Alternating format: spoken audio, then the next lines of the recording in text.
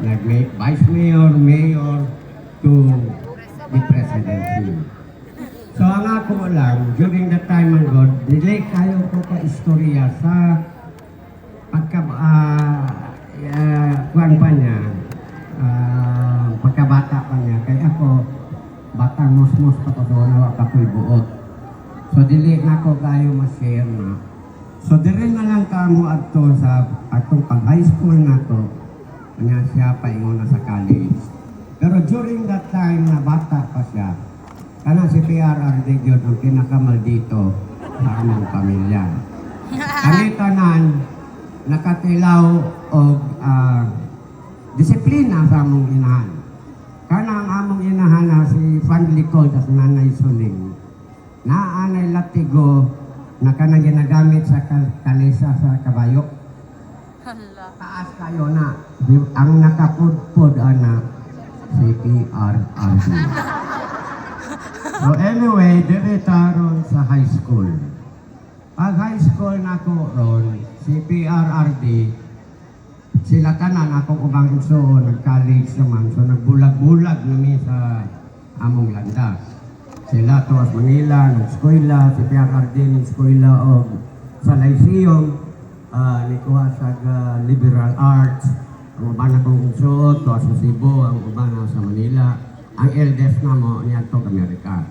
Ako po, dugay ko nawala dire 1974 during martial days pa to. Kaya ang akong inahan po, dili sa gusto nakita sa pangita mo sa katong panahon na to. So iya kong gisekreto po og yadto sa Amerika.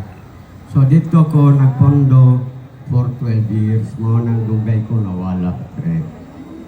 Now karon katong pag-college ng PRRD, ito nga ang among inahan strikta kayo, labi na ka ng mananghit mig mulakaw sa gabi naami Cinderella 12 o'clock kinahanglan ulit na. So katong panahon na to, napura na po siguro akong inahan, himuan na lang yung kwarto si PRRD sa gawas. So, para pag muli siya, di na sa dili na may storbo akong inahan. Now, karoon itong pag-eskwela ni PRRD sa Manila, kung wala na sila, ako'y nabilin sa Davao. High school na po ito.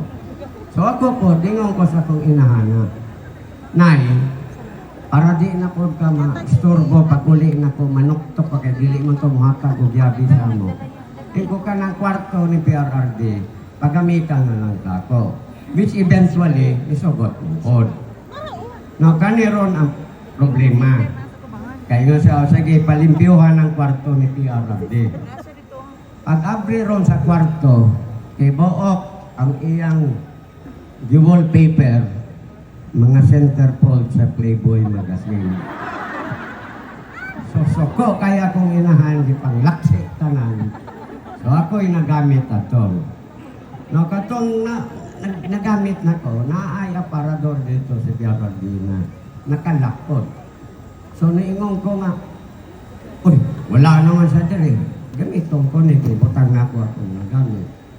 Pag-abri na ko sa aparador, dito niya ang iyang collection sa Playboy magazine since nagsugod ang kanang magazine. So ako, nalingaw po ko kaya.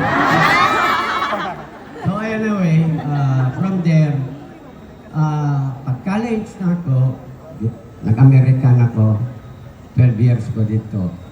Wala na ko'y in touch kang PRRD.